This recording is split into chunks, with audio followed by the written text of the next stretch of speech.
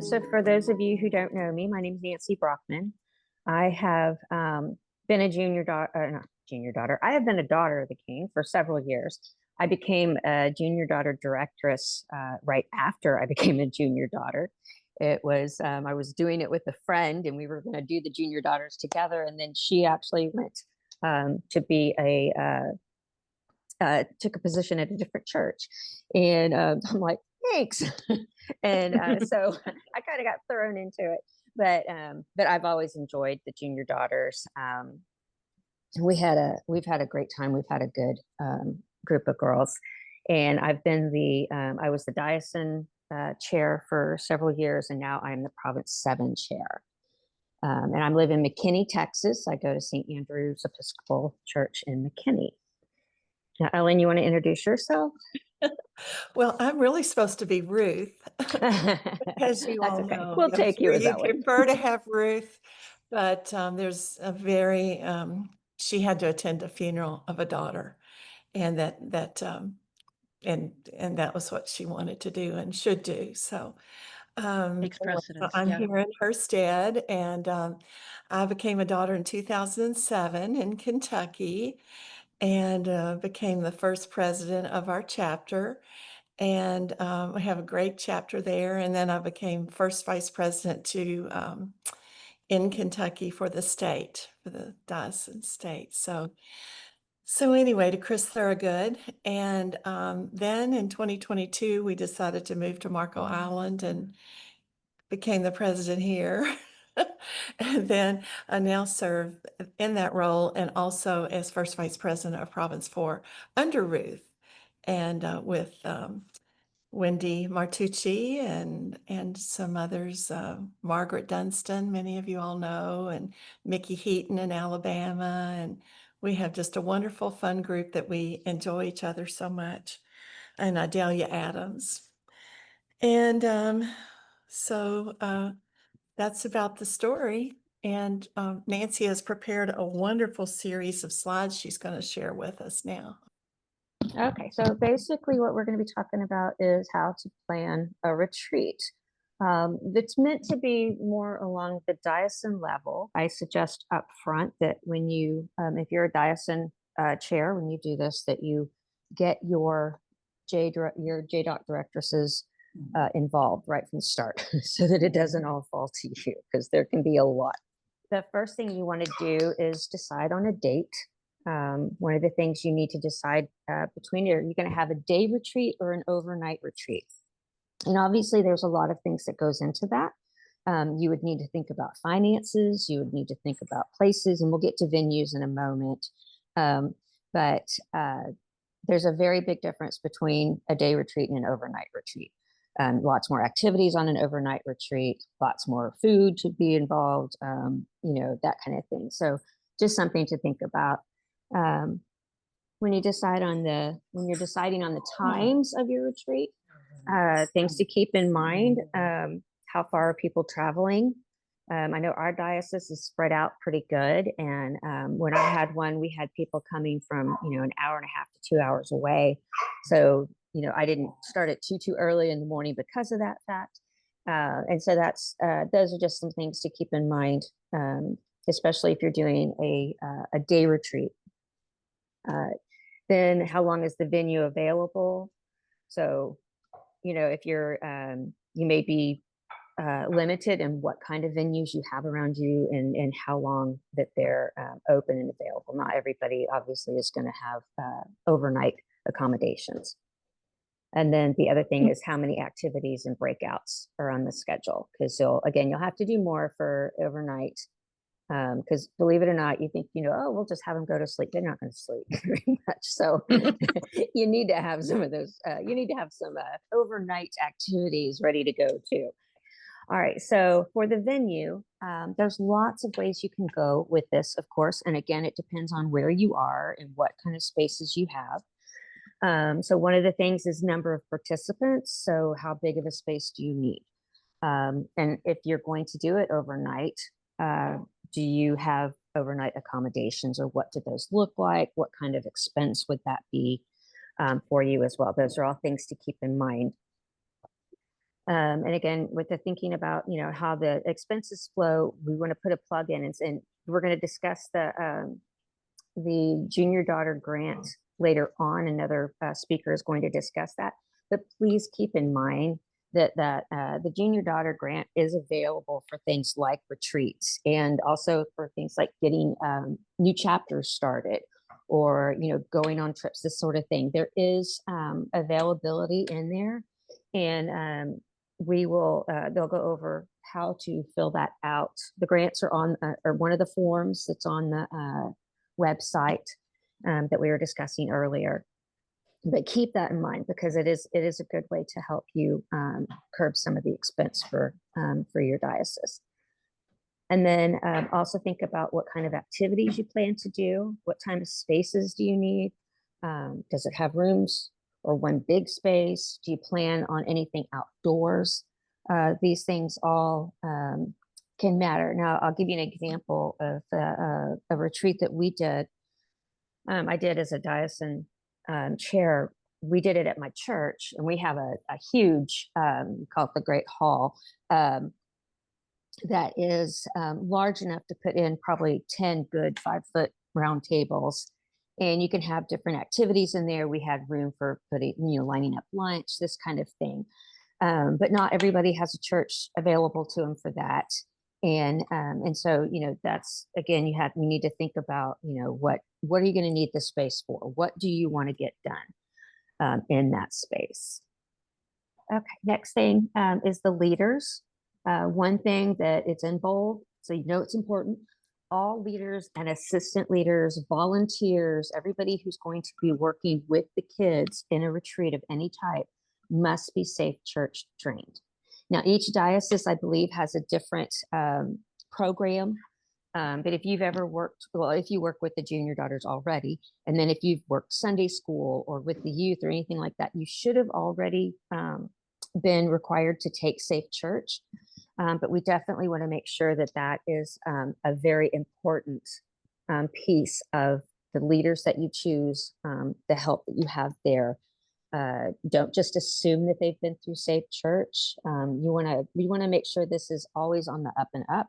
So please ask every person that is that's working with you on the retreat, that's going to be in the retreat and working with the kids. Flat out, ask if they've done Safe Church, and if they haven't, get them set up or help them get set up immediately to do that. And then in choosing your leaders, it basically is what activities that you need help with. So you will need people to set up, and what setup could mean is putting goodie bags together, or setting up the tables, setting up decorations. Where who's going to do the decorations? Do you have somebody that's good at little table centers that little?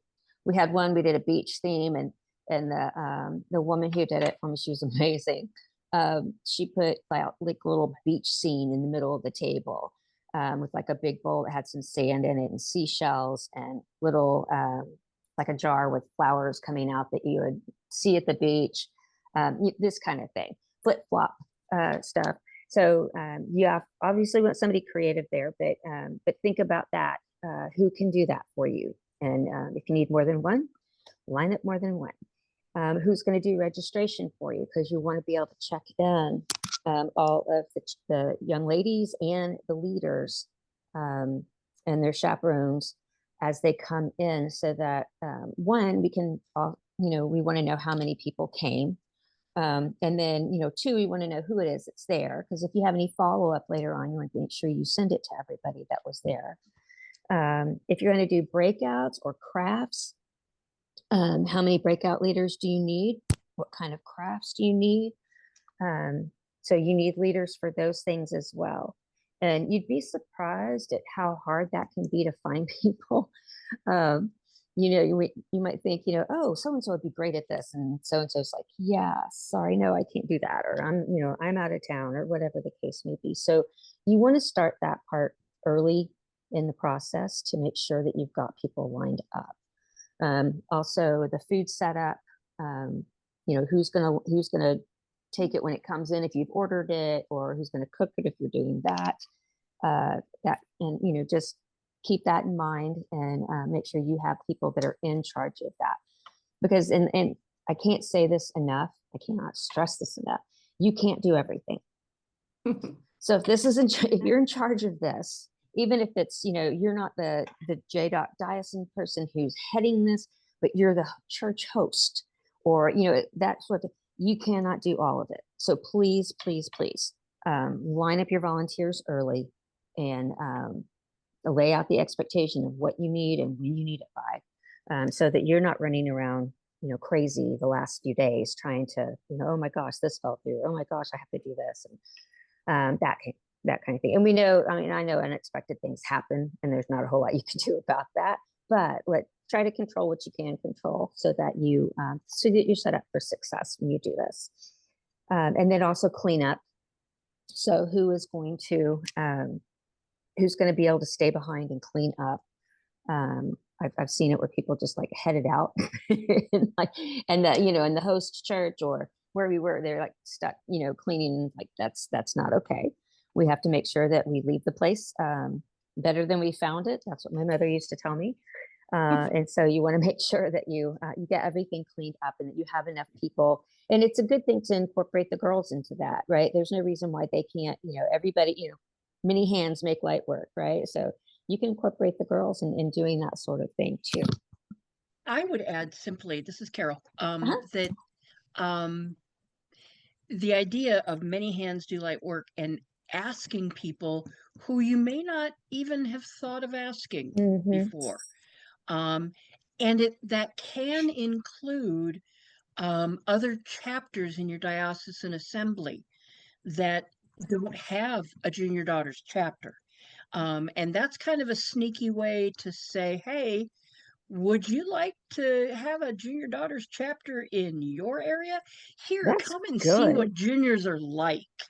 That's awesome. I like that. Maybe not actually say that, but that could be in the back of your prayerful head. So yeah, exactly. Or even, if you're looking for venues, maybe a church that doesn't have a junior daughters, you can still, but they have a great setup for retreats and events and things along those same lines. That's a really good idea. Thank you for that, Carol.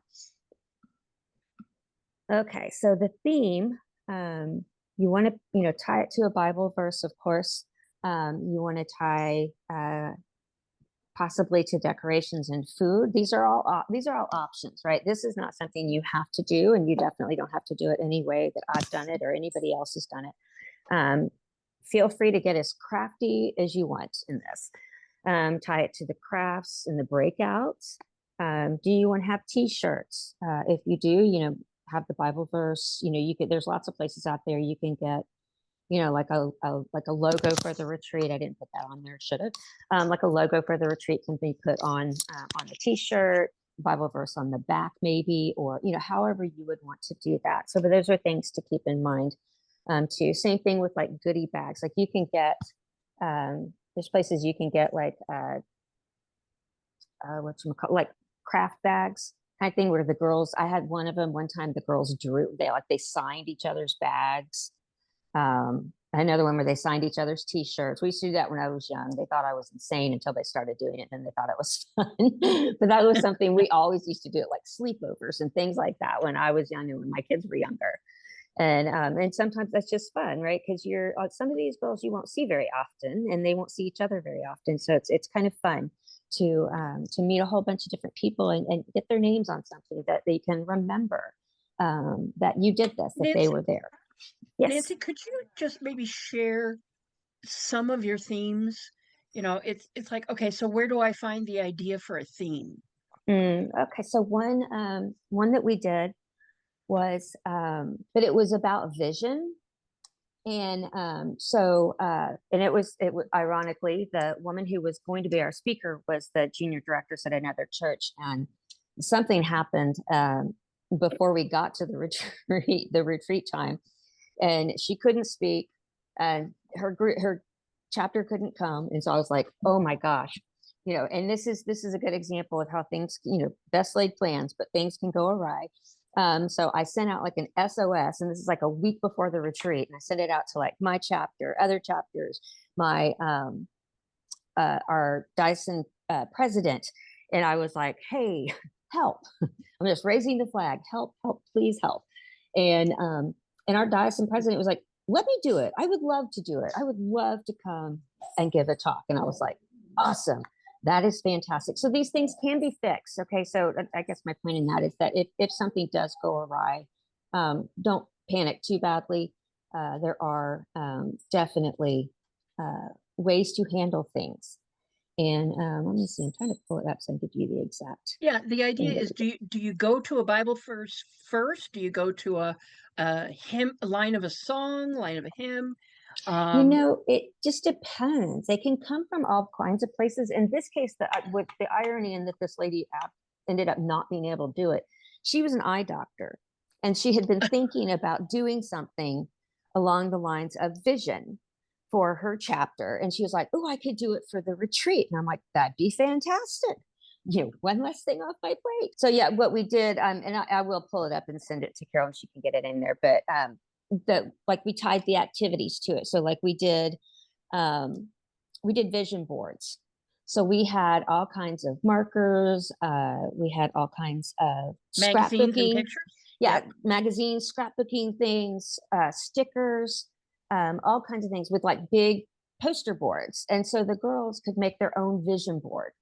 And so they had a lot of fun with that. And I have a picture somewhere of all of them with their vision board too. So I'll send that as well.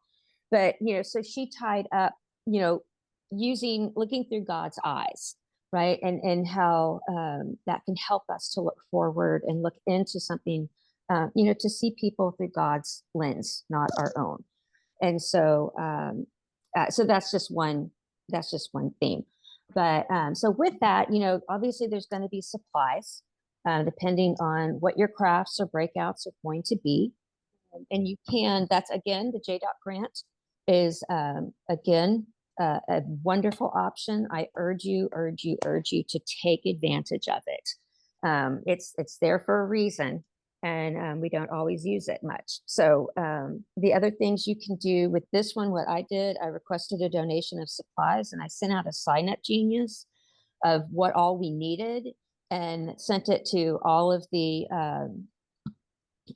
junior daughter parents that I knew, and all of the churches that had Daughters of the King chapters and Junior Daughters of the King or Junior Daughters of the King, and everything got donated. So the only thing that, honestly, we did it in my church. The only thing that my church paid for was the pizza for lunch. And so there are different ways to do it. And I know we're not always able to, to get everything donated, but there are ways to keep your expenses down a bit so that you don't, sometimes that can look very daunting.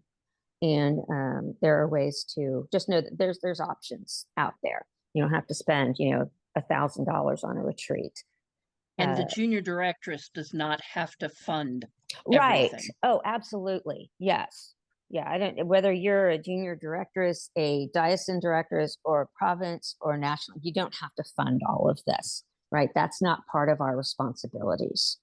We're the idea people, and we have to put it in action, but that doesn't mean that we can't get plenty of help out there. Nancy Leeton has a question. Okay, go.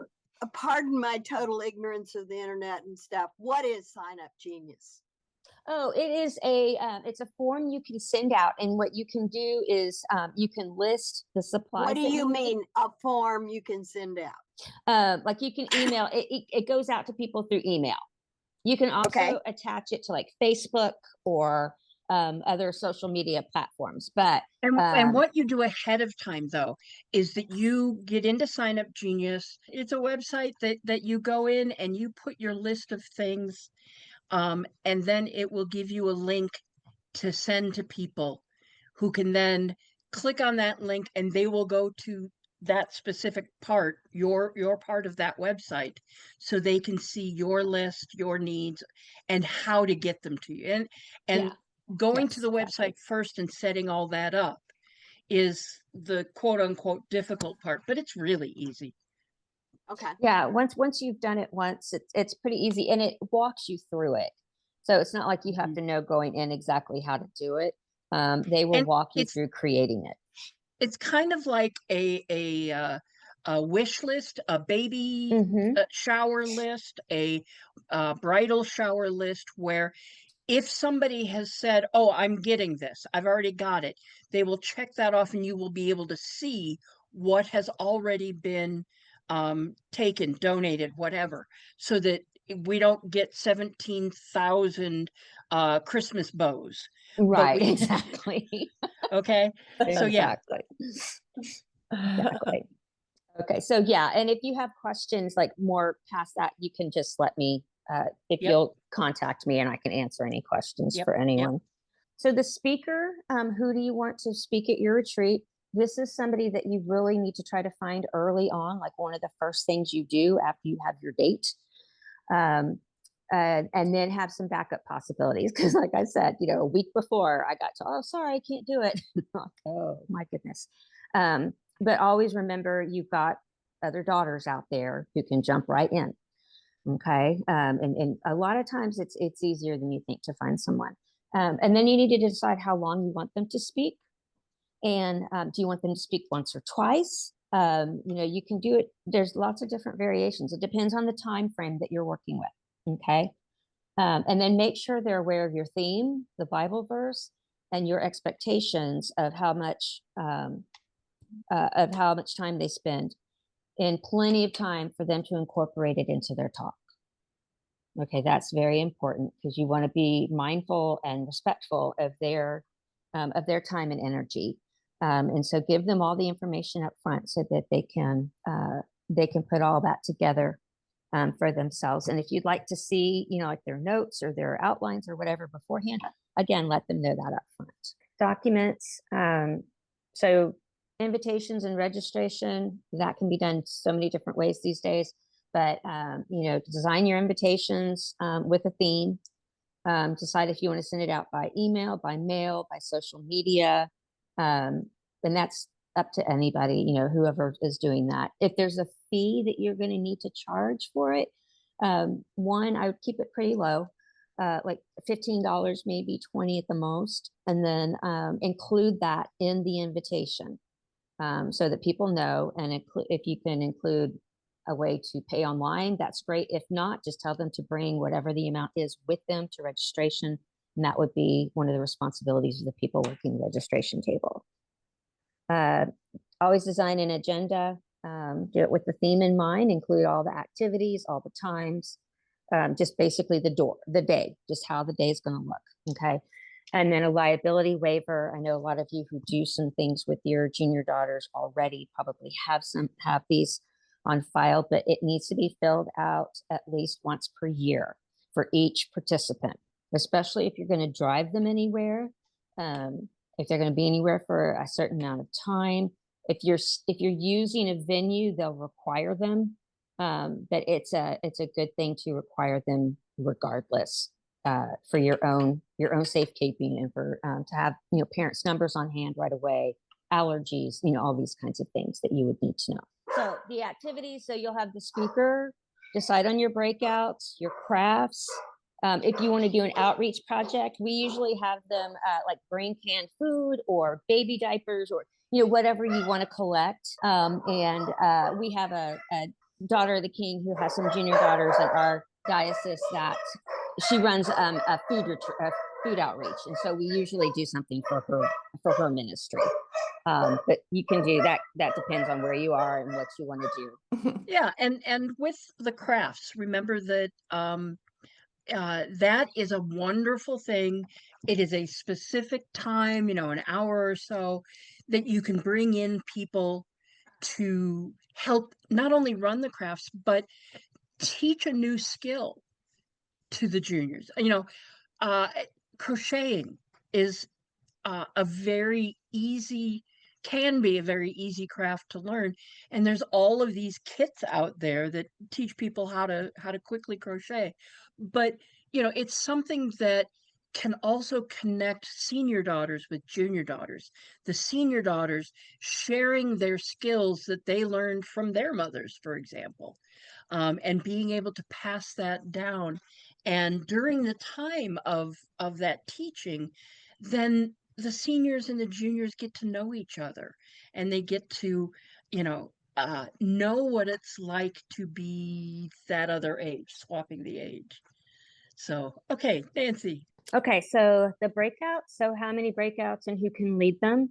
Again, this can depend on what kind of venue you have, what kind of meeting rooms there are, and what the activities are. If you have enough girls coming that you can split it up by age group. You can do the same craft or the same breakout with different age groups also. It's not like you have to have, a different thing for every single person. You can break them up and just do a variation of them if that makes it easier for you. What supplies do you need? Do you need video capability? Do you need to show a video? Do you need a whiteboard or a smart board? And then make sure that you have supplies that you need for all participants, whether it's the craft or the breakout. So if you're doing a breakout, you want to make sure that your leader for that breakout knows how many kids are coming, and so that y'all can get together and make sure that you get enough supplies. And then what type of setup do you need? Do you need tables? If you do, how many do you need? What sizes do you need? You want round tables, long tables, and then how many chairs that you'll need for Brenda the Neal participants. has a question. Okay, Brenda. Hi, it isn't really a question, it's a comment. As Nancy has been presenting, I've been making some notes, and maybe I put my hand up too soon, but there are a couple of words that came to mind, and one is the ownership and stewardship. And I'd like to just make a point of helping. It isn't just the junior daughter directress. Senior chapters need to have that mindset that they are the stewards. They have a stewardship to junior daughters, if I can phrase it that way. They need Absolutely. to be involved, even if you aren't the directress.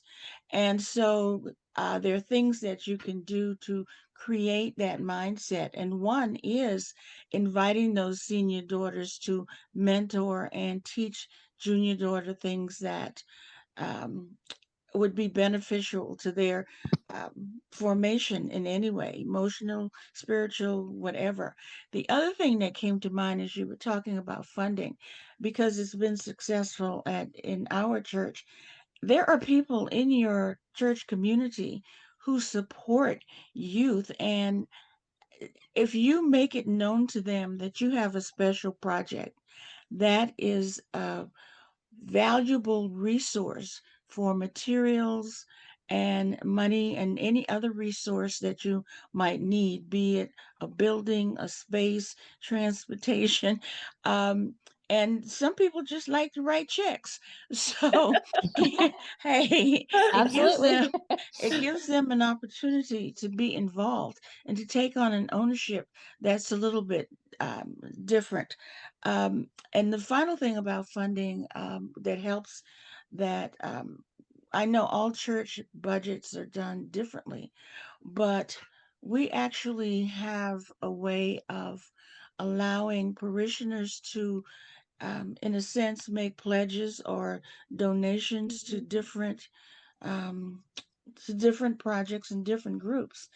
And it could be set up so that there's a drop down, and maybe, because my grandchildren aren't near, or because I don't even have any, or for whatever reasons that might come to parishioners' mind, they simply need to hit the dropout and say, okay, over this year, guys, you can deduct $5 a week and put it in a restricted fund for junior daughters, just to create a different mindset, not just in your senior daughter chapters, but also in your parish communities, because we all have this responsibility to guide and support the development of our youth, be it girls and we have what is it? The Brotherhood of St. Andrews has a group too. So just wanted to offer those comments and create that mindset. Yeah, thank you, Brenda. Those are awesome points. Definitely. Great things to keep in mind. Okay, so then just food and decorations, some of this we've already gone over, but do you want to tie the theme to the food and the decorations? You want to do table centerpieces? If you do table centerpieces, especially if it's something super fun for the girls, you might raffle them off at the end of the retreat by you don't have to, you can do something simple like, attaching a yellow sticky note to the bottom of one chair at every table. And whoever has the sticky note gets the centerpiece. Things like that. Tablecloths, plates, cups, plasticware, those can all be done. They all can be donated. They can also be, they can be bought very inexpensively at like dollar stores and that kind of thing. They have usually a pretty good selection if you're just going with, if you're looking for colors and that sort of thing. And then what's the food? What kind of food do you want? Do you want Pizza. it to be buffet style or pizza? Pizza is usually one of the best ones, right?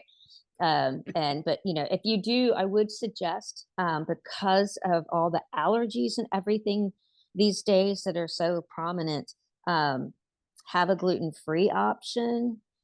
And or at least ask when they register, have a place on there, do you have any dietary restrictions? Do you have any allergies? Do you need gluten-free? Can you, do you need sugar-free? I mean, whatever the case may be, give them options. Dairy-free, so that you can make sure that everybody's accommodated. I mean, the last thing you want is, 25 young girls and one of them can't eat.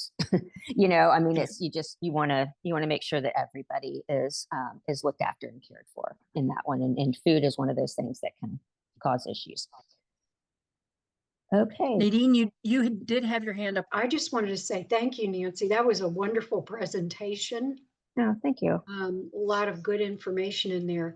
And I was just thinking about looking around in our diocesan assemblies for resources.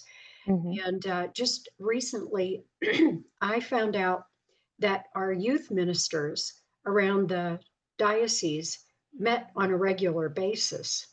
So I thought, well, I wonder what they're talking about. And is there anything we could learn from them? So I asked if I could join in, and they welcomed me.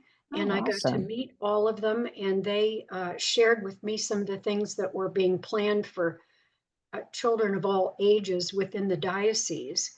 And they invited, they said, please, we would love to have your junior daughters join us for some of these things. And so that, that was great. That's a great connection. Tap in on there. And also,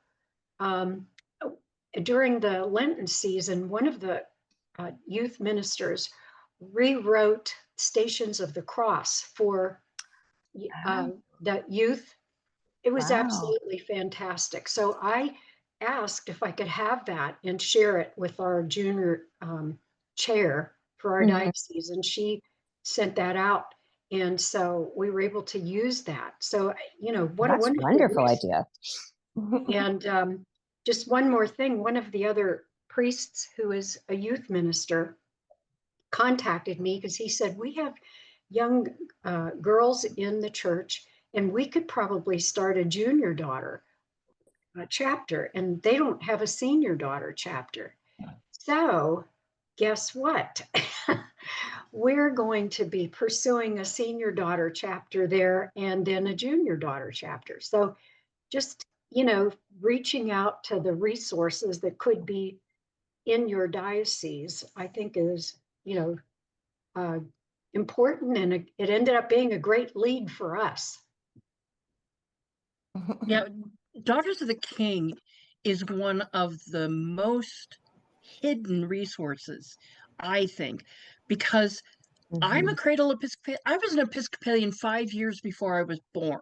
I'm the youngest child of my family. My dad was a priest. So yes, I have been an Episcopalian this entire time, and I never knew about daughters until I moved to a church that had a chapter.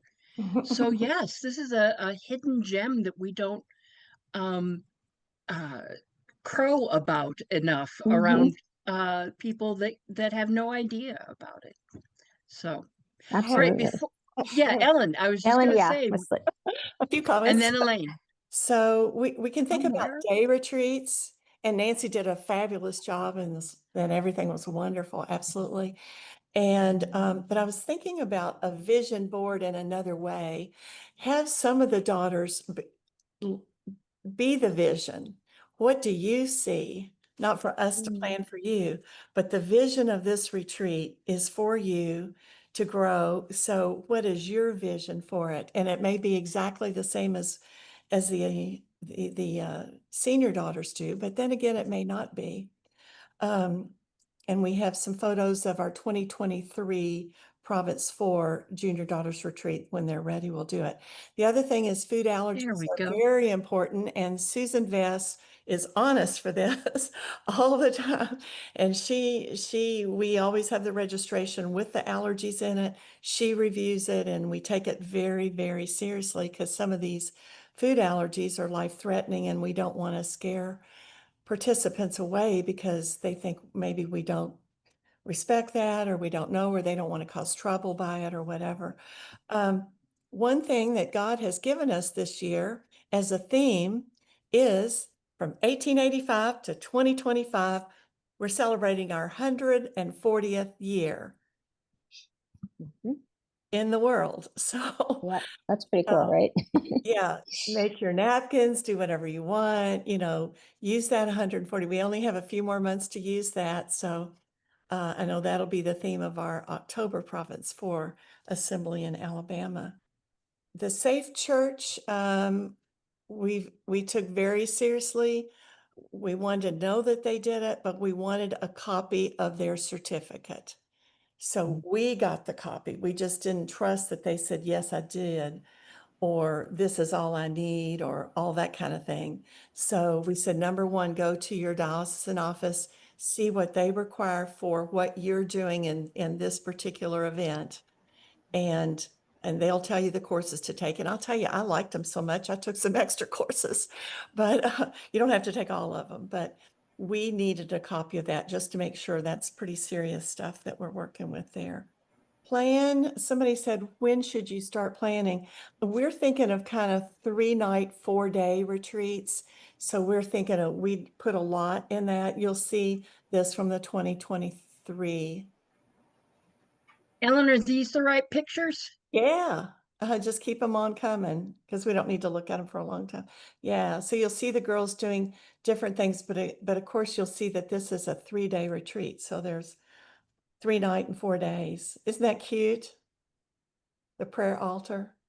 This was held at Dayspring in Parrish, Florida. That's the home of the bishop's office there, but it's a big camp and a lot goes on. This wasn't held there. The where we were going to have it this year was Stations of the Cross is what we have at Dayspring.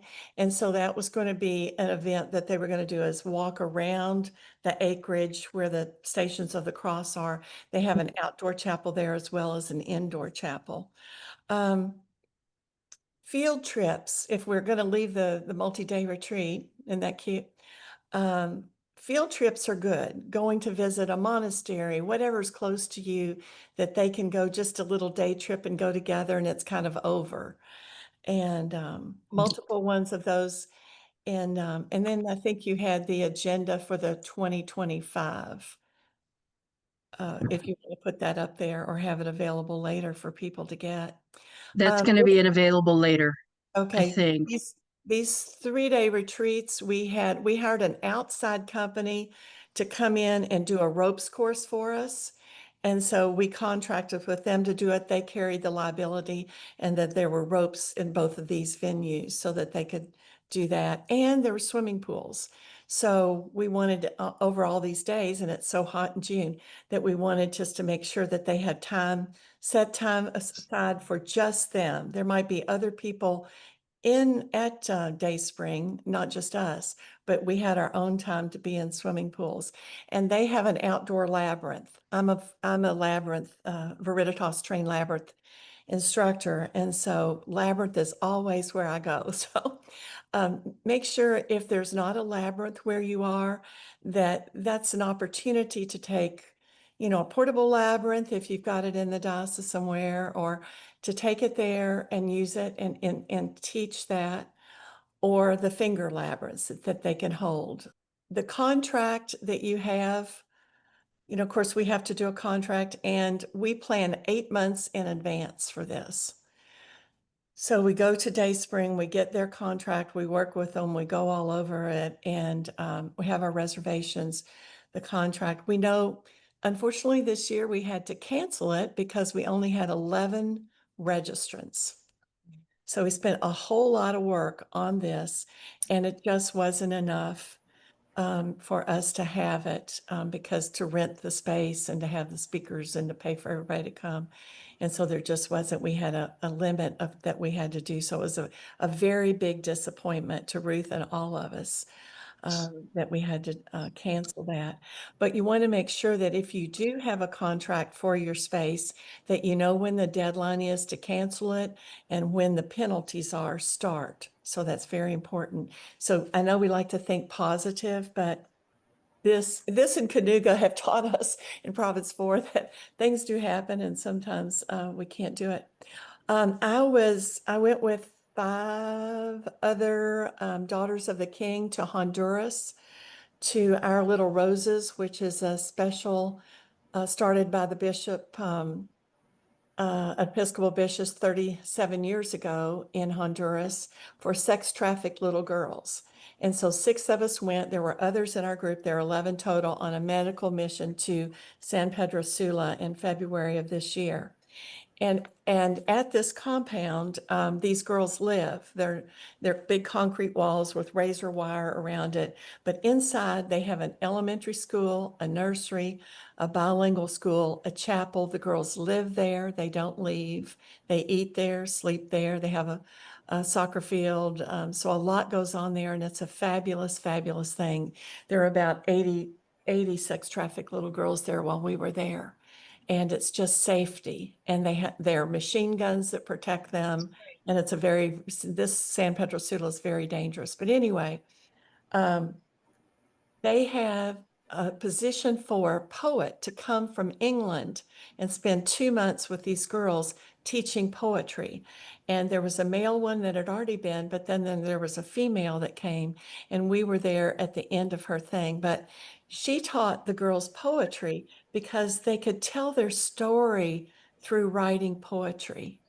And it didn't come at first, but it helped them heal and get this message out. So it's something you wouldn't think of normally to have in a retreat, but teaching poetry in the simplest way may be an inner kind of meditation type thing for them. The 3-day, 4-day retreat is going to be about $22,000. So we had written a grant for that amount, and unfortunately had to cancel it. But of course, we didn't use the money. But the bigger retreats cost a lot of money. But as Jen will tell you shortly, or Reverend Jen will tell you shortly, they have a lot of money to help. So think big, not just one day. So anyway, thank you all so much. And Ruth is so sorry that she wasn't going to be able to be here. She looked forward to it. She's worked with Terry so many hours on this. And so anyway, thank you all.